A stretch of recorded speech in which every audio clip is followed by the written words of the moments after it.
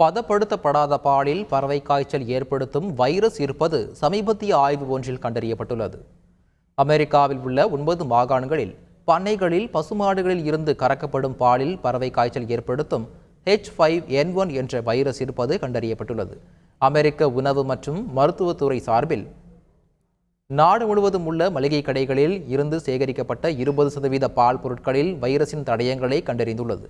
கறந்த பாலை அருந்துவதை தவிர்த்து சுத்திகரிக்கப்பட்ட பாலை அருந்துவது பாதுகாப்பானது என வைராலஜிஸ்ட் நிபுணர் யோசி ஹீரோ கூறியுள்ளார்.